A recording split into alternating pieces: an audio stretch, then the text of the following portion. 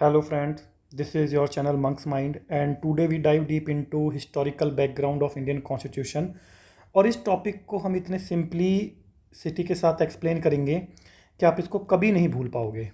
Already हमने जो देखा था कि ईस्ट इंडिया कंपनी के दौरान क्या क्या डेवलपमेंट हुए थे, क्या क्या एक्ट हुए थे, और देन आज हम देखेंगे कि क्राउन्स के दौरान, मतलब जब 1857 की क्रांति हो जाती है उसके बाद क्राउन का डायरेक्ट रूल आ जाता है, उस दौरान क्या क्या डेवलपमेंट होंगे, क्या क्या हिस्टोरिकल डेवलपमेंट होंगे।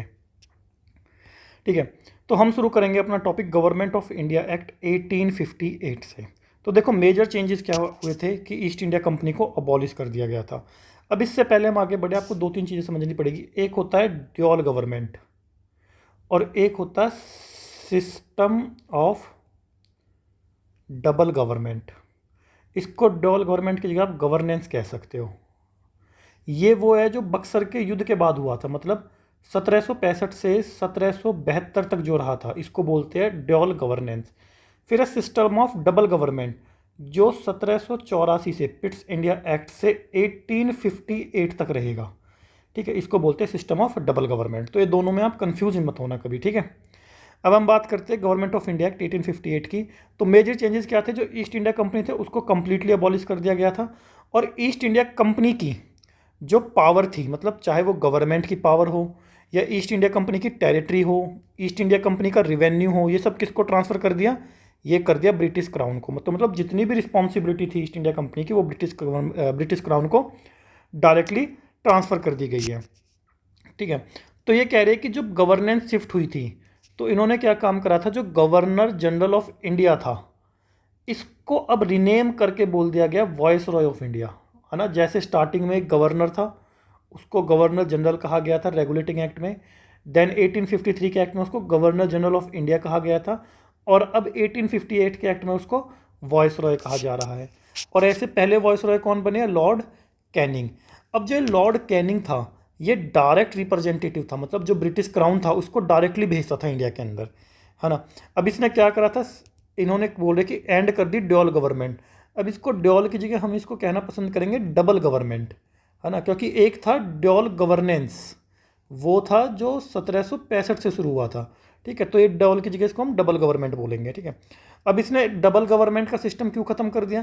क्योंकि जो पिट्स इंडिया एक्ट 1784 से आया था, बोर्ड ऑफ कंट्रोल और कोर्ट ऑफ डायरेक्टर, उन दोनों को इसने क्या कर दिया? अबॉलिश कर दिया। तो बोर्ड ऑफ कंट्रोल और कोर्ट ऑफ डायरेक्टर्स को इन्होंने अबॉलिश कर दिया, जिसमें court of director commercial function निभाता था, board of control political functions निभाता था ना।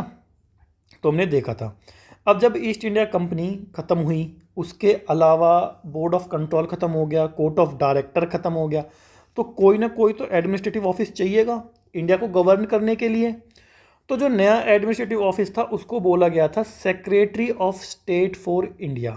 तो मतलब सारा जो काम इंडिया के अंदर देखेगा, वेदर इट इज़ पॉलिटिकल और कमर्शियल, वो यही बंदा देखेगा, इसी के पास कंप्लीट अथॉरिटी है। अब एक बंदा तो इतना सारा काम कर नहीं पाएगा, तो इसके लिए टीम बनानी पड़ेगी। तो इसकी टीम को बोला गया था काउंसिल ऑफ इंडिया। इसकी टीम को क्या बोला गया था? काउंसिल ऑफ इंडिया, जिसके अंदर 15 मेंबर्स हुआ करते थे, और यह इस काउंसिल ऑफ इंडिया का चेयरमैन भी होता था। कौन होता था chairman? Secretary of state for India. ठीक है, तो ये सारी एक नई मशीनरी सेटअप हो गई। हाँ, बिल्कुल एक नई मशीनरी सेटअप हो गई। ठीक है, इसका पर्पस सेम कि इंडियन गवर्नमेंट के जो गवर्नेंस उसको सुपरवाइज और कंट्रोल करना। तो इसका मतलब क्या हुआ कि जी इंडिया की जो गवर्नेंस है वो लार्जली किसके हाथों में चली गई? ब्रिटिश हाथों में चली गई। ठीक है, तो यही हो गया। इसमें याद क्या रखना है? इसमें याद रखना है कि जो डायरेक्ट ब्रिटिश रूल है इंडिया के अंदर उसकी शुरुआत कर दी उन्होंने। ठीक है, सेकंड कि एडमिनिस्ट्रेटिव कंट्रोल शिफ्ट हो गया कहाँ से? कंपनी से क्राउन के पास। तो ये इसके अंदर हमको याद रखना है। ठीक है, हालांकि उसको क्वींस प्रोक्लेमेशन भी बोला जाता है। ठीक है, उस एक्ट को, क्योंकि उस एक्ट के अंदर क्वींस ने कहा था कि हम अब आगे से कोई भी नई टेरिटरी पे पोजेशन नहीं लेंगे, है ना, ना ही हमारे इंटेंशन है प्रिंसली स्टेट्स को हर्ट करने के। तो क्वींस ने ऐसी बहुत अच्छी बातें कही थी उसके अंदर। अगले एक्ट है इंडियन काउंसिल। अब देखो काउंसिल क्यों कहे गए हैं? क्योंकि जो 1853 का जो एक्ट है, 1853 का जो चार्टर एक्ट है, उसमें आईएलसी बन गई थी, इंडियन लेजिस्लेटिव काउंसिल्स। अब इंडियन लेजिस्लेटिव काउंसिल्स के अंदर इंडियंस के पास पावर तो थी नहीं, तो उस पावर्स को धीरे धीरे देने के लिए क्या बने थे हमारे पास, इंडियन काउंसिल एक्ट बने थे। तो पहला कानून कब आ रहा है, 1861 के अंदर। अब इसका जो मेन फीचर है वो है डिसेंट्रलाइजेशन। डिसेंट्रलाइजेशन का मतलब होता है पावर को बांटना। जैसे सपोज करो ये हमारा सेंटर है, तो इससे हमको पावर को अलग अलग लेवल पे बांटना पड़ेगा, है ना। तो इसका मतलब क्या है कि कभी ना कभी तो सेंट्रलाइजेशन हुआ था, बिल्कुल। जब 1773 में सेंट्रलाइजेशन शुरू हुआ था, जिसके अंदर गवर्नर को गवर्नर जनरल कहा गया था, मतलब जो एग्जीक्यूटिव पावर थी वो छीन ली गई थी मद्रास और बॉम्बे की। उसके बाद जब हमारा एक्ट आया था 1833 का, जिसके अंदर गवर्नर जनरल को गवर्नर जनरल ऑफ इंडिया कहा गया था, तो उसके दौरान क्या हुआ था, लेजिस्लेटिव पावर भी छीन ली गई थी मद्रास और बॉम्बे की, है ना। तो अब वापस इनकी ये दोनों पावर रिस्टोर कर दी गई है, तो इसलिए इसको क्या बोल रहे हैं, डिसेंट्रलाइजेशन। तो मतलब बंगाल के पास तो थी पावर, तो मेनली बॉम्बे और मद्रास की पावर रिस्टोर करी गई है, चाहे वो लेजिस्लेटिव पावर हो चाहे वो एग्जीक्यूटिव पावर हो। और एक नई प्रोविंशियल काउंसिल बनाई गई थी, प्रोविंशियल लेजिस्लेटिव असेंबली बनाई गई थी न्यू वेस्ट फ्रंटियर प्रोविंस के नाम से। पोर्टफोलियो सिस्टम इंट्रोड्यूस करा गया था, ठीक है। अब देखो इसको ऐसे समझो कि तीन तो हमारे पास है ही, लेजिस्लेटिव असेंबली, काउंसिल्स, एक और क्रिएट करी गई थी। पोर्टफोलियो मतलब होता है मिनिस्ट्री। पोर्टफोलियो मतलब क्या होता है, मिनिस्ट्री। जैसे finance minister, education minister, health minister, तो ये सब क्या पोर्टफोलियो सिस्टम इंट्रोड्यूस किया गया था, ठीक है। सेकेंडली क्या है कि जो वॉइस रॉय की काउंसिल होती है, वॉइस रॉय की काउंसिल कौन थी, जो 15 मेंबर की काउंसिल थी वॉइस रॉय की, इनके अंदर इंडियंस को भी इंक्लूड करा गया था, बट इंडियन को नॉन ऑफिशियल मेंबर इंक्लूड करा गया था।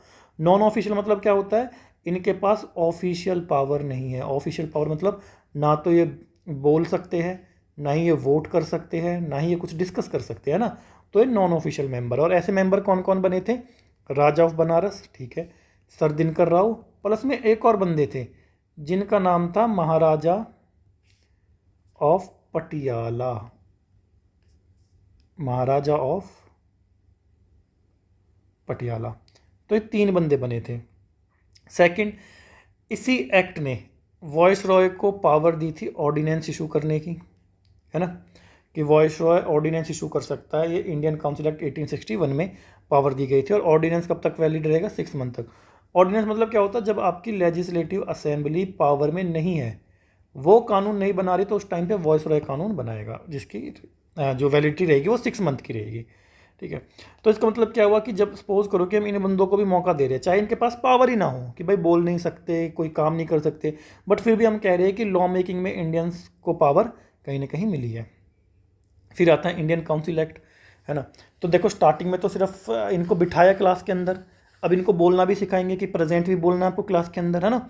तो सबसे पहले तो देखो जब जब काउंसिल एक्ट आएगा तो काउंसिल की जो लेजिस्लेटिव काउंसिल होती है उसका साइज़ इंक्रीज़ होगा। साइज़ मतलब अगर 20 बंदे हैं तो 20 से 30 बंदे हो जाएंगे, तो मतलब साइज़ कितने का इंक्रीज़ हो गया, 10 का इंक्रीज़ हो गया, है ना। अब देखो इनको डिस्कशन अलाउड कर दिया गया, मतलब स्टार्टिंग में तो इनको बैठना सिखाया था ऑफिस में कि बैठते कैसे, अगले एक्ट में इनको क्या सिखा रहे हैं कि प्रेजेंट कैसे बोला जाता है ना, तो इनको डिस्कशन दे देगा। बट अभी भी इनको वोटिंग राइट नहीं दिया गया था। वोटिंग राइट मतलब ऐसे समझो कि अभी ये प्रेजेंट बोलना सीखे है ना, अभी ये लिखना नहीं सीखे है कि उसको लिख के पढ़ के उस पर अपनी राय दे सके, है ना, तो प्रेजेंट बोलना सीखे है। अब इसमें ये कह रहा था कि इनडायरेक्ट इलेक्शन कहीं ना कहीं देखने को मिला है, बट जो इलेक्शन जो वर्ड है वो कभी भी यहाँ पे यूज़ नहीं हुआ है ना। तो यहाँ पे जो बंदे आते थे वो लोकल बॉडीज़ इनको नॉमिनेट करके भेजती थी। लोकल बॉडीज़ मतलब अगर आईएलसी के अंदर हम बंदों को नॉमिनेट कर रहे हैं तो बंगाल चैम्बर ऑफ कॉमर्स जैसी संस्था होती थी जो बंदे भेजती थी नॉमिनेट करके। या अगर हम प्रोविंशियल लेजिस्लेटिव असेंबलीज या काउंसिल्स के अंदर बंदे भेजते थे तो म्यूनसिपैलिटीज़, यूनिवर्सिटीज़, यहाँ से बंदे नॉमिनेट होके जाते थे। तो कहीं ना कहीं जो इलेक्टोरल पॉलिटिक्स है उसका तो संचालन हुआ है, उसकी तो शुरुआत हुई है।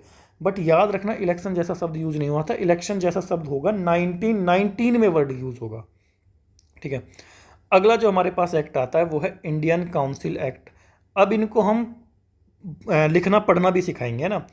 तो सबसे पहले इसको क्या बोलते हैं, इसको मॉर्लेमेंटो रिफॉर्म भी हम कहते हैं। इसके फीचर क्या है, अगेन काउंसिल का साइज़ बढ़ा दिया गया, ठीक है, 16 से 60 कर दिया गया, कोई दिक्कत नहीं है हमको। प्रोविंशियल काउंसिल का भी साइज़ बढ़ाया गया, ये भी दिक्कत ठीक है, बिल्कुल इसमें कोई इशू नहीं है। अब ये कह रहे हैं कि अभी तक देखो इंडियंस जो है, इंडियंस को हम लेजिस्लेटिव प्रोसेस में इंक्लूड करा रहे हैं, है ना। जो हमने देखा था महाराजा ऑफ पटियाला, सर दिनकर राव, ये सारे बंदे नॉन ऑफिशियल बंदे थे। और किसके लिए थे? वॉइस रॉय की जो काउंसिल्स थी, लेजिस्लेटिव काउंसिल्स, उसके अंदर बंदे थे।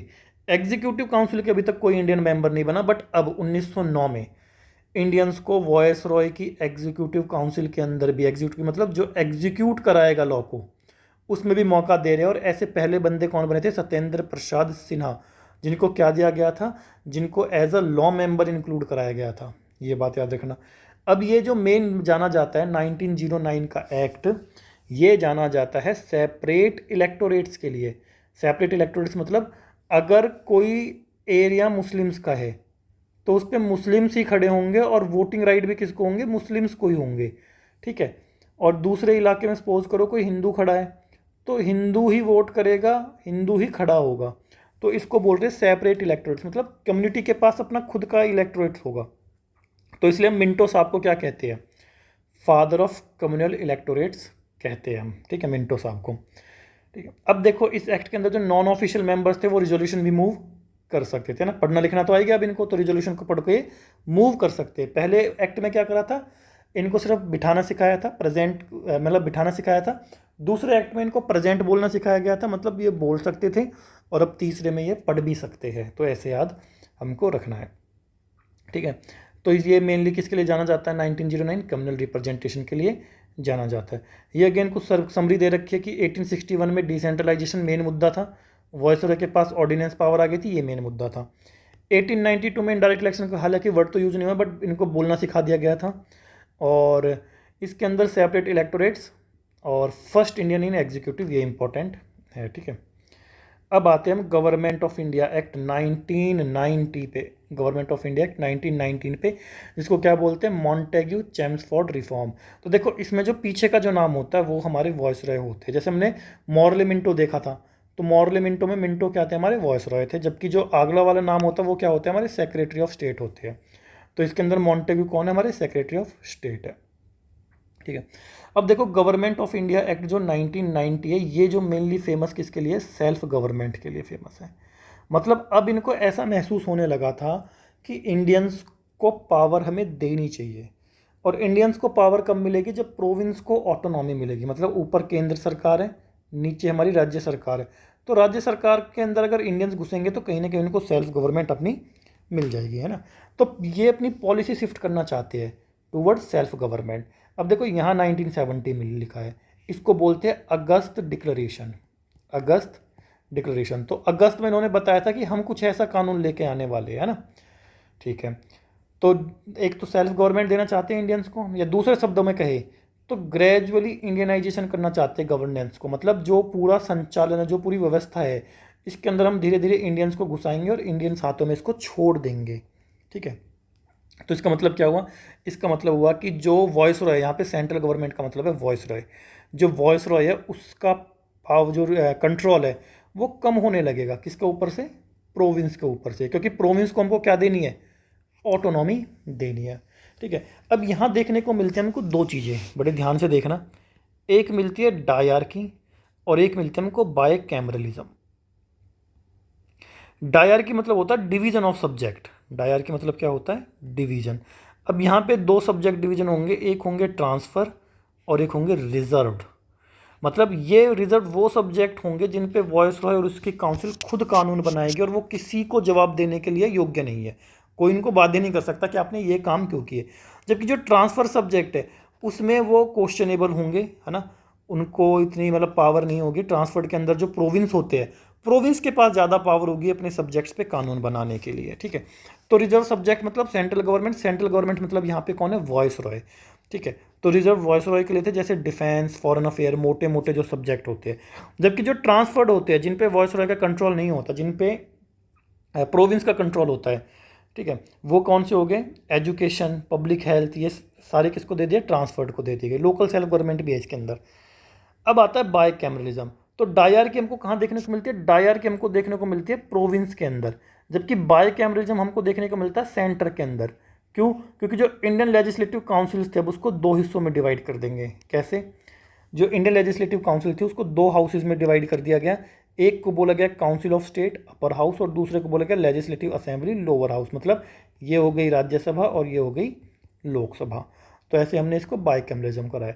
तो याद रखना डायआर्की कहाँ आ रही है, डायआर्की आ रही है प्रोविंस के अंदर, और जबकि बाइकैमरिज्म कहाँ आ रहा है, सेंटर के अंदर। नेक्स्ट एक्ट में 1935 में ये शिफ्ट हो जाएगा, डायआर्की चली जाएगी सेंटर के अंदर और बाइकैमरिज्म चला जाएगा प्रोविंस के अंदर।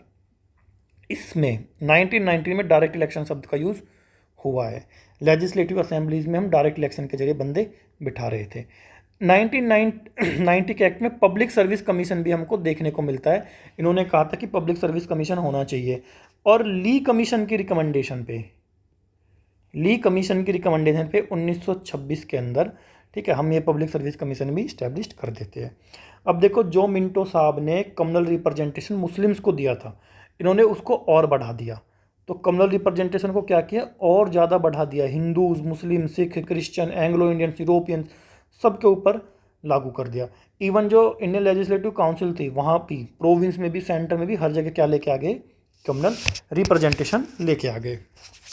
इसके बाद साइमन कमीशन आता है, ठीक है। अब साइमन कमीशन क्यों आया था, इन्होंने कहा था कि जो 1919 का एक्ट है, इसी में कहा गया था कि 10 साल बाद हम अपना एक कमीशन भेजेंगे जो चेक करेगा कि जो सेल्फ गवर्नमेंट का कॉन्सेप्ट है क्या वो काम कर पा रहा है, नहीं कर पा रहा, और आगे क्या हम रिफॉर्म कर सकते हैं ना। तो उन रिफॉर्म्स के लिए हमने क्या बनाया था, साइमन कमीशन बनाया था, ठीक है।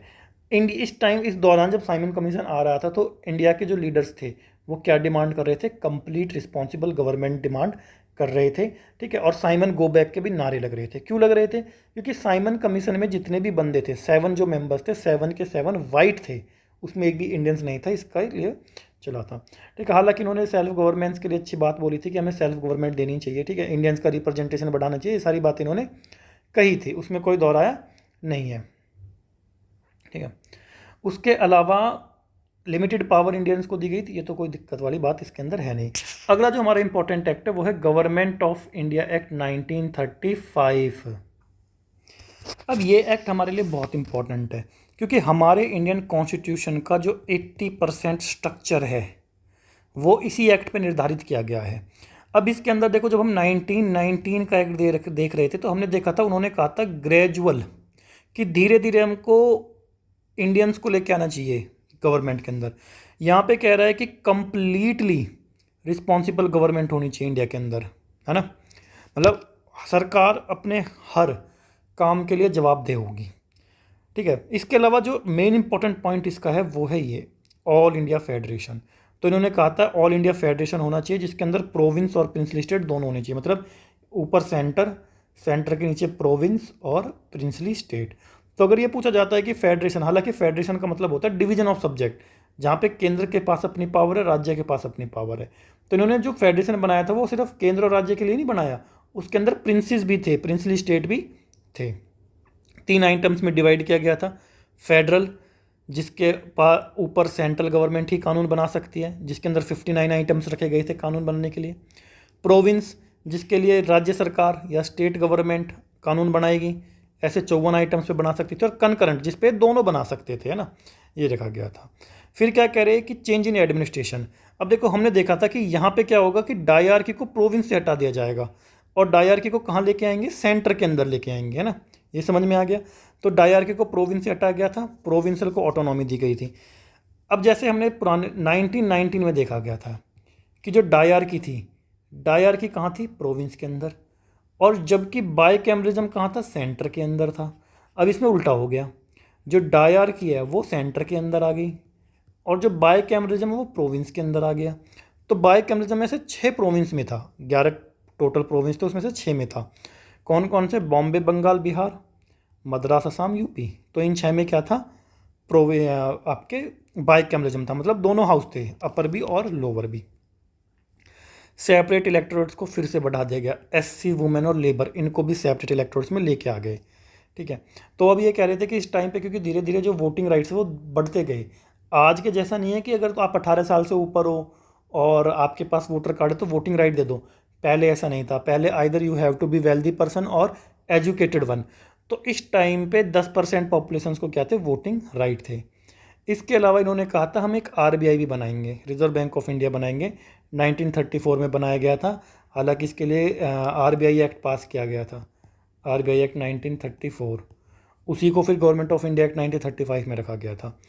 पर्पस क्या बताया गया था, करेंसी और क्रेडिट दोनों को ये कंट्रोल करेगा। फिर इन्होंने क्या कहा था कि हम एक फेडरल कोर्ट भी बनाएंगे, मतलब सुप्रीम कोर्ट जैसी कोई संस्था बनाएंगे, 1937 में बनाया भी था।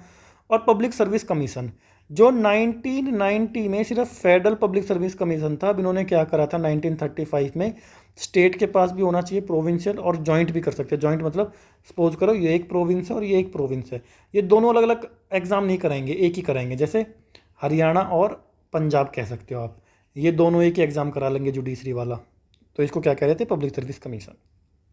ठीक है, तो इसी के ऊपर हमारा क्या है आज का कॉन्स्टिट्यूशन टिका हुआ है। अगला कानून आता है इंडियन इंडिपेंडेंस एक्ट। अब देखो क्या हो रहा था, वर्ल्ड वॉर 2 का इम्पैक्ट पड़ रहा था। क्या इम्पैक्ट पड़ रहा था, ब्रिटिश इकोनॉमी बिल्कुल कमज़ोर होती जा रही थी, पर्टिकुलरली वॉर में इंडल्ज थी।